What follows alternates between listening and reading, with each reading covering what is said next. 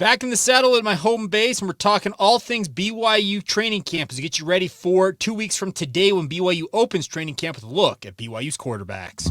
You are Locked On Cougars, your daily podcast on the BYU Cougars, part of the Locked On Podcast Network. Your team every day.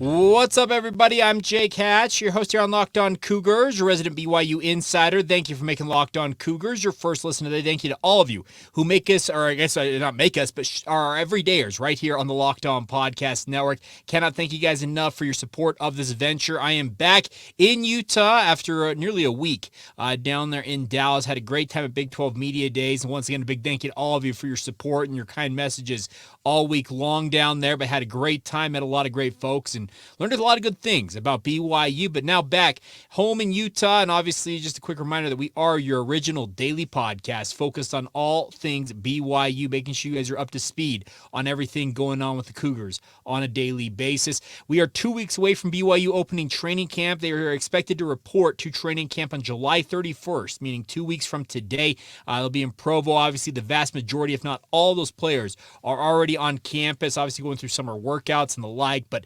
training camp opens up, and then it's the race to the start of the season for BYU. It's crazy to think it's coming that quickly, but at the same time, cannot wait for it. And what we're going to do over the next 2 weeks here on the podcast is a little bit of a primer for you guys, getting you ready for training camp to look at position by position what each position group looks like for the Cougars going into that. And of course, we'll start today talking BYU quarterbacks. Now, it feels like it begins and ends in many ways with BYU's quarterbacks when it comes to Kedon Slovis. Obviously, he has been named the starter. Aaron Roderick put that on the record at the end of training camp. He was at BYU. He was with BYU at Media Days this past week, and he's acting and operating as quote-unquote the guy for BYU at quarterback. And there's a reason why BYU brought him in to be their quarterback, because they believe he's got the talent capable of helping them compete year one here in the Big 12. Obviously, they've got the 1 year to get it right with him, and he's got the 1 year to get it right in Provo, because he has got 1 year of eligibility remaining, and then he's planning on going to the NFL to seek his fortunes in the professional ranks. But this is a big opportunity, I think, for both sides to show that BYU is capable of bringing in a transfer portal quarterback who may have had his struggles at other stops and letting him succeed in their offense and show that it is quarterback friendly. It already is quarterback friendly. I think we've proven that over the past with the past two quarterbacks in particular, both Zach Wilson and Jaron Hall. But trying to make it 3 for 3 here in a row with Kedon Slovis. Now, Slovis, will catch up with him in just a minute. I had a great opportunity to talk with him one-on-one during BYU's Media Days. We'll let you hear more of his comments on what he expects from his upcoming season here in just a moment. But what if worse comes to worse and BYU does have an injury befall them at the quarterback position, meaning Slovis is sidelined for the season, for any significant period of time? What does BYU do in that circumstance? That's the big question. I think that it has to kind of be answered here for BYU during training camp. In my mind, there are two options for BYU, and I think the training camp will give us a really good, clear idea of which guy is going to be the quote-unquote heir apparent for Kedon Slovis going into the 2024 season, and I think it's going to be the quarterback battle between Cade Fennegan and Jake Retzloff. Now, Retzloff comes in with all these accolades, 4,000-plus yards a year ago at the junior college level, comes in as the quote-unquote, as he calls himself, the BY Jew, is what he's calling himself, of course, a practicing member of the Jewish faith coming to BYU. He's got great size, great arm, 6'2", 205 pounds, and he will do battle with Cade Fennegan, who's been in the program for 2 seasons now almost. Cade is 6'2", 190 pounds, and is a transfer himself at one point, coming over from Boise State after he served a mission for the Church of Jesus Christ of Latter-day Saints. I think that the backup battle comes down to which of these two guys outduels each other during training camp. We saw in spring camp, Retzloff was slowed due to multiple complications from a tonsillectomy that he underwent at the start of spring camp, but then by the back half of that camp, he ended up coming on very strong down the stretch. And in my mind, I think Retzloff has got the inside track to being the number 2 quarterback, but it does not mean that Cade Fennegan cannot go out there and earn it. He has proven himself at points during his time at BYU of being a guy who has absolutely got the moxie, the grit, the talent to be a quarterback of the future for BYU. But I think this season, should a guy like Kedon Slovis, knock on wood, suffer an injury of any significant sort, I think you see one of these two players, Fennegan or Retzloff, go into the game as the backup for BYU. Beyond that, I think a guy like Nick Billups obviously will try to prove what he's capable of during training camp. He's been in the program for 4 years now, and stunningly enough, is still only a redshirt sophomore. It's just absolutely incredible to me how things have shaken out. I think he's already graduated, speaking of Billups, from BYU in terms of getting his undergrad degree, so now in a graduate program. And then there's 2 other quarterbacks in camp. I think both of them will have to use training camp to really show what they're capable of and kind of set themselves up for next year. Speaking of 2024, those would be freshman Cole Hagan as well as Ryder Burton. Now, a number of you have had various takes on Ryder Burton because he was a guy BYU recruited and believed in throughout his recruiting process. Obviously did not play in that nice of a system quarterback-wise at the high school level, playing at Springville High. But people tell me that if Ryder Burton is truly capable of living up to his potential, he will be a future starter for BYU. And these are people that I trust with their opinion on this. He's got good size, 6'2", 200 pounds. Funny enough, BYU lists of the quarterbacks on their roster, that's on BYUCougars.com, and the one they handed out at Media Day, they have 6 quarterbacks, if I'm not mistaken, listed on this roster. 5 of them listed at 6'2". The only one not listed at 6'2", Kedon Slovis at 6'3". So BYU apparently has a type at quarterback, folks, but nonetheless, very interested to see how this all shakes out. As I mentioned, I really think that the quarterback situation for BYU begins and ends with a guy like Kedon Slovis, and you're hoping, if you're BYU, he stays healthy for 12, 13 games, and obviously can lead BYU to some pretty good success year one in the Big 12 era. The other thing about this is Kedon Slovis is one of the few players on BYU's roster coming in who has actual Power 5 experience. He has been playing Power 5 level football his entire career. Obviously, his time at USC and Pitt were both at the Power 5 level. So he's got the experience playing at this level of football, which not a lot of other guys on BYU's roster can say for themselves. You guys like Paul Miley, Caleb Etienne along that offensive line, they have those accolades around them, but not a lot of guys have that for BYU. So they're going to very much benefit from the fact that he has this experience, and the stage is not going to be too big for him. That's the thing about this. All these other quarterbacks, yes, they're going to have to adapt to life in the Power 5. Cade Fennegan's been playing on a BYU team that has been at the pseudo G5 independent ranks, and all the other guys, Jake Retzloff played at the junior college level. Billups spent a year at Utah before transferring to BYU, but never saw the field for the Utes. So it's going to be a very, very interesting quarterback derby coming up in training camp, but it comes at the number 2 slot and on down on the depth chart. Because, like I said, I think the biggest question to be answered here in training camp is who the number 2 quarterback for BYU is going to be. I've got pretty big money that it's going to end up being Jake Retzloff. I think BYU absolutely believes in his talent and his ability. I think they would love nothing more than to give him some game experience this year, up to the 4 games he's eligible for, with keeping a red shirt intact. And then in my mind, he goes into that 2024 offseason competing to be the guy for BYU at quarterback. Obviously, I think guys like Ryder Burton, Cade Fennegan, Nick Billups, and Cole Hagan, they will all obviously want to make their impression and show that, hey, I am capable of competing for backup minutes right now, if not being the outright number 1 QB in 2024 and beyond. That's the thing about quarterbacks is there's a big reason why quarterbacks constantly hit the transfer portal. There's only one that plays at any given time, and teams, if at all possible, will stick with their number 1 guy for the entire season. It's not a position where traditionally you're going to rotate guys in and out on a very frequent basis. There's the whole old adage, if you have 2 quarterbacks, you have none. And I think that Aaron Roderick understands that better than most because of some of the circumstances he's found himself in both at BYU and at Utah. as a quarterback's coach, and he wants nothing more than to make sure that his quarterback believes that they are the guy, are being propped up as the guy, and obviously they're able to go out and perform as if they are the guy. And I use that term a lot, the guy, but that's what it is when you're a quarterback, especially at BYU. This is one of the universities who's got the moniker of being QBU. There's a unique thing to being a quarterback at BYU, and Kedon Slovis has spoken directly to this. He knows the history, the pantheon, the legends of yesteryear from BYU at their quarterback position, and he wants nothing more than to add to that legacy in his lone season as a Cougar. Can he go out and fulfill it? We're all about to find out. I think he's capable of it. I know that the BYU coaches believe he's capable of it, or else they wouldn't have brought him in and made him the guy coming out of spring camp. They really believe in his ability to rebound from what was a lackluster season at Pitt, and they expect bigger things and better things this year for BYU in the Big 12. And if that comes to fruition, BYU is going to be in a much better position going in to 2024 and beyond, because that'll have been 3 straight quarterbacks who have NFL pedigree behind them. And then at that point, who's next? Who's going to make it 4 for 4 and on down the list? And at that point, by the way, the other question will be, is Aaron Roderick, how hot of an offensive coordinator, if not an outright head coach candidate, is he down the line as well? That is going to be absolutely a question that has to be answered at some point, but that's a topic for another day. All right, coming up here in just a minute, we're going to hear from Kedon Slovis. Had a great opportunity to catch up with him down there in Dallas, in Arlington at AT&T Stadium. We talked a lot about quarterbacks, and we also talked about something that was not on my radar when I went into an interview that we'll play later this week with Cody Epps.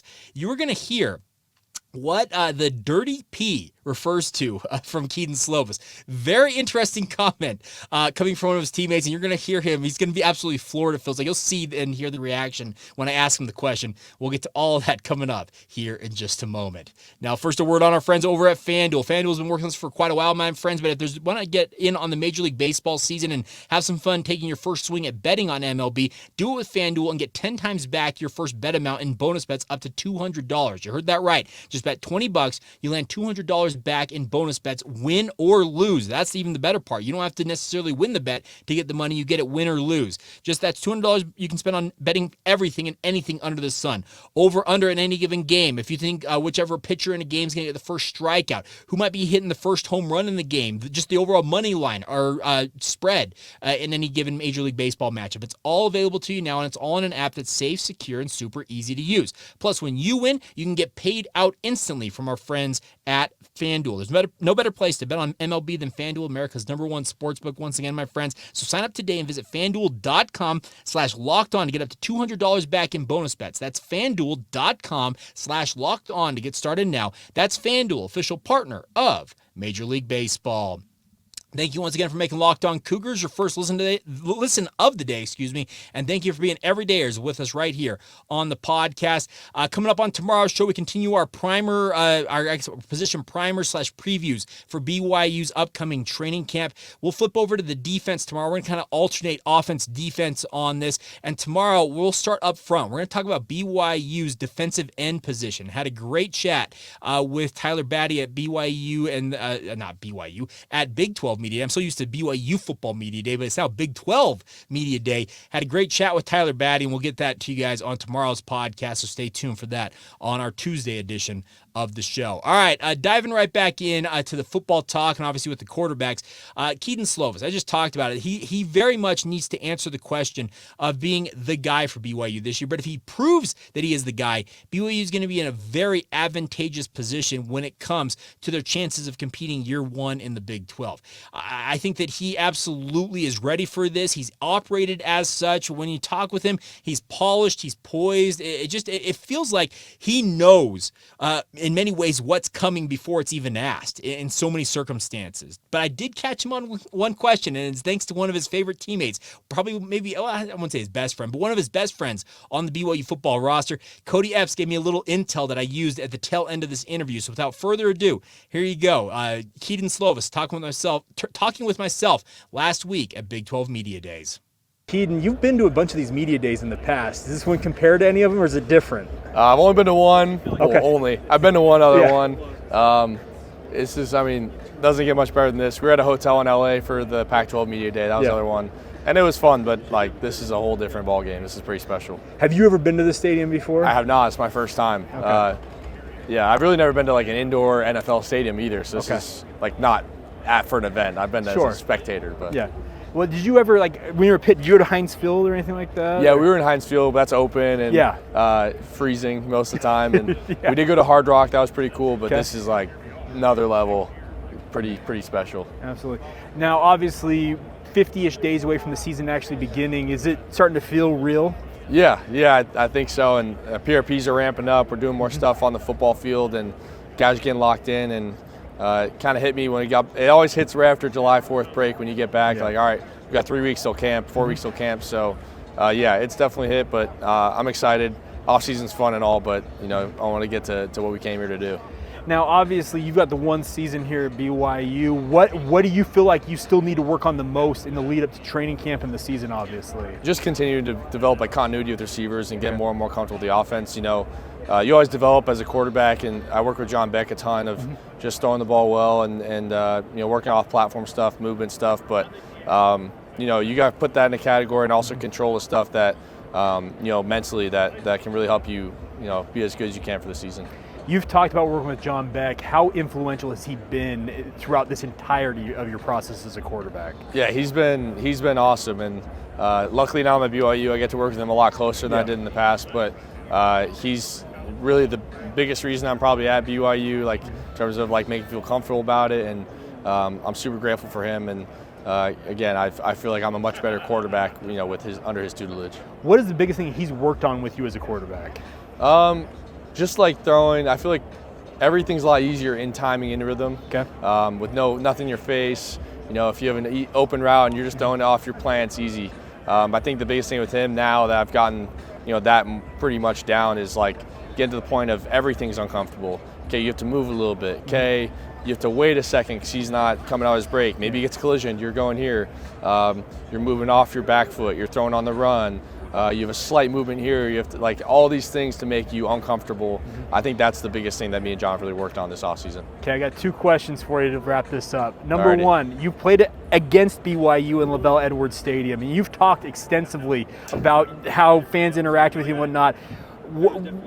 What is the biggest thing for you knowing that, hey, I'm actually going to go out on that field and have them cheering for me this time? It's exciting. That place gets super loud. I just learned we're the 3rd biggest, stadium in the Big 12, and it gets loud, it's rowdy, but those fans are like, they're coming from a place of love. And I even say, like, when I come jogging at halftime after not playing well, BYU fans are like, hey, good luck in the second half, you'll do great. And so I'm excited that, they'll probably be a little bit more enthusiastic to encourage me this time around if I ever have a bad half like that again. Okay, and then Cody referenced this in my interview with him. Apparently you call Provo the Dirty P. I need you to explain what I really haven't. I've done it like once or twice as a joke. I'm from Arizona, and people call Tucson, Arizona the Dirty T. And Tucson could not be a more different place than Provo. So I thought it'd be funny to call it the Dirty P to Cody, because it's really the polar opposite. And so he doesn't even know that, I don't think. But I was like, no, it's like an oxymoron almost. But I don't know. We'll see if it sticks. There you go, Kedon Slovis, BYU quarterback, Big 12 Media Days, and the Dirty P, referring to Provo, Utah. And a little bit of play of words. You heard him talk about the fact that he grew up down there, as they call it, the Valley, down there near Phoenix, and apparently Tucson. It's called the Dirty T. It's something I learned myself in that answer, but you heard him kind of chuckle because I don't think he expected that question in any way, shape, or form. But big ups to Cody Epps, and you'll hear that interview I had with Cody Epps that I referred to in that interview coming up later this week when we talk BYU wide receivers. But still, very entertained by that answer. And hey, the thing about Kedon Slovis, folks, like I said, he's so polished. He talked about the fact that this is his 2nd media day. He did the one at Pac-12 Media Days back when he was at USC. And I think that this is a kid who's very intent on going out and proving to the world, and I would say world at large, whether it's BYU fans, his own coaches, the media, just college football fans in general who've been tracking his career over the past 5 years. I think he has a little bit of a chip on his shoulder. And I think he's getting a little sick of the quote-unquote talking season out there, and he just wants to get on the football field and do it. Well, guess what? 2 weeks from today, he'll be able to do just that and obviously get out there on the football field. And then a month after that, BYU kicks off the season against Sam Houston State out there at LaVell Edwards Stadium. By the way, looking forward to back-to-back opening games. We haven't had that in a hot minute for BYU. To have 2 home games to start the season there at LES should be great weather, if not downright hot. It's been absolutely miserable here along the Wasatch Front. And I was down in Dallas where it was even more humid. But nonetheless, should be great weather all the same. Late night kickoff at 8 o'clock for BYU on Fox Sports 1 when they take on Sam Houston in that home opener. All right. Coming up here in a minute, we continue our look back at all BYU's games from their 155-game run as an independent football program. We begin the 2020 season, and many of us will recall 2020 was quite the year, and especially in BYU's case, quite the football season. We'll talk about that here in just a moment. First, a word on our friends over at Perry Homes, though. Perry Homes has been helping us out for a few months now. If you guys are looking for your new housing situation, Perry Homes is here to help you guys out. So whether you're looking for your first home, ready to upgrade to your dream home, or anything in between, Perry Homes has a house for you, my friends. For 50 years, Perry Homes is Utah's premier home builder with communities throughout the state. They have many communities, home designs, and price points to help meet your needs. They want nothing more than make sure that it's customized to your experience. They have beautiful communities in Davis, Salt Lake, Tooele, and Utah counties, as well as multiple communities in Washington County near St. George. If you want to get down to the southern end of the state and live down in Red Rock country, they've got you covered there. Like I mentioned, they offer over 50 unique home designs from ramblers to 2 stories to townhomes and everything in between. Like I said, it kind of goes back to the whole thing. They want to customize the experience to you and make sure that your needs are met. And right now, they even have quick move-in homes available if you're ready to move now and get a move on, to use that pun. But nonetheless, they're also offering generous financing incentives through their preferred lender as well. So visit PerryHomesUtah.com to see what's new in Utah's finest neighborhoods. That's PerryHomesUtah.com to learn more now. For 50 years, Utah has been coming home to Perry Homes. Thank you once again for making Locked On Cougars a part of your routine. Have had hundreds of you already entered to win the Jaron Hall signed football we are going to give away here in just a little while. If you'd still like to get in on it, it's not too late. Please send us an email. LockedOnBYU@gmail.com is the email address. Let us know you're subscribed to the show by sending us a screenshot of you on YouTube or wherever else you get the podcast. And like I said, even if you listen to the podcast in the regular audio format, please go to youtube.com and subscribe to the show there. It takes you but a second to do it. And thank you for your support in doing just that. And like I said, grand prize will be that signed Jaron Hall football. We also have other BYU swag I've been collecting. I'll be giving it away to numerous winners. We'll put it that way when we do that giveaway. Hoping to do that right around the time BYU kicks off training camp, if not that week. So July 31 through August 5, that week, kind of where we kind of targeted to do the giveaway. But I would love nothing more than to have you guys entered to win. So if you've not done so already, once again, LockedOnBYU@gmail.com is the email address. All right, moving along here on today's show, we begin a look at the 2020 season. We just finished off the 2019 season and our look back at all 155 games in BYU football history. I'm getting a little nervous that we might not get to the 2023 season before we wrap this up, but hey, we're going to do our absolute darndest to get through it all. So stay with us, but we begin the 2020 season, and many of us will recall 2020 was kind of this crazy year. We all know the COVID-19 pandemic breaks out. I remember thinking in May of that year as they were shutting everything down around us, I'm like, man, are they even play football this fall? And to BYU's credit, that was the one thing I always appreciated about the 2020 season from BYU side of things. As an independent football program, they made it very clear that they were going to be able to play football. They would play football. There was going to be no, we're going to shut this down out of an abundance of caution like other conferences when it came to the COVID-19 pandemic. And I'm not trying to get political here, so let me be very clear about this. The COVID-19 pandemic was what it was, and I think we're still technically in it, but nonetheless, The situation was that BYU intended to play football all along. They had their entire schedule sans one game against the University of Houston out of a 12-game conference schedule, a 12-game independent schedule were canceled. They had 11 of their 12 games canceled, and the game against Houston was up in flux for a hot minute there. And BYU was obviously hoping to play all of these games and get as many in as they could. Well, Tom Holmoe, to his credit, went into overdrive mode. Many of you who watched the podcast on Friday. Was it Thursday? I don't remember which one. I'm losing track of which day it was.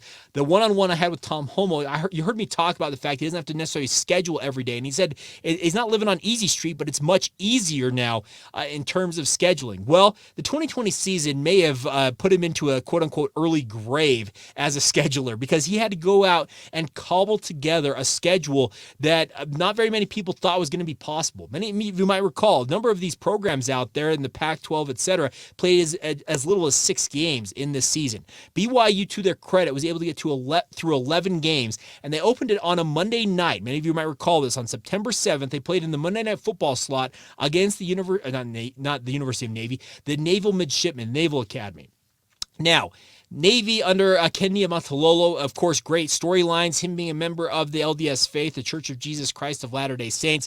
And the question was, okay, is BYU going to be able to go across the country with all the restrictions facing them and go out there and show what they're capable of? Well, BYU did just that, because Navy apparently did not tackle at all, and they said as much leading into this game. They were very hesitant in terms of getting ready for the season, but in many ways, this was BYU setting up nicely for them. Tyler Algier began what was a 2-year starring role for BYU, had 14 carries, 132 yards, and 2 touchdowns in this game. Zach Wilson, to his credit, had 13 completions on 18 attempts, 232 yards, 2 touchdowns. He also had an interception in this game. But BYU absolutely ran roughshod over a Navy team, I should say, that typically did kind of the opposite to their opponents. BYU as a team ran for 301 yards, meanwhile holding Navy to just 119 yards in that triple option offense they're so used to running. Baylor Romney also came into this game in relief late in the game, 3 of 4, 47 yards. Many of you might recall Jackson McChesney becoming an absolute human missile late in this game. Had 56 yards on 1 touchdown after Lupini Katoa also had 2 touchdowns running. BYU, 5 of their touchdowns coming on the ground. They're just absolutely destroying Navy in this game, and beginning, as many of you might recall, a 2020 season for the ages in many ways, but a little crazy going into this game. So I remember thinking, okay, that's travel across the country on a plane. They got to wear masks. They've got to be isolated. Remember, they extended the sidelines out to make sure guys were not huddling in too big of groups on the sideline. So many restrictions in this 2020 season, but I vividly remember this game. I was sitting there recording my postcast, as I do for each BYU game, doing this podcast, and sitting in my basement and thinking, man, what a game that was. What a phenomenal performance for BYU. Are they able to replicate that? Can they do that again? Because there was some question, was Navy, with the fact that they didn't tackle, were they just a paper tiger that BYU went out and absolutely dominated? Well, as you're about to find out, we'll start to launch into more of these games. BYU would start steamrolling a lot of people that season. But the problem was, after this game, many of you might recall, BYU came home and had an outbreak of COVID-19, meaning that their next game, after playing on Monday, September 7th, the next game scheduled was a game at Army, who was ranked number 22 in the country, by the way, at that time, on September 19th. That game would not happen, so BYU's next game would not be until they hosted Troy in their home opener almost 3 weeks later, when the Troy Trojans came to Provo, Utah, and we'll talk about that game tomorrow. And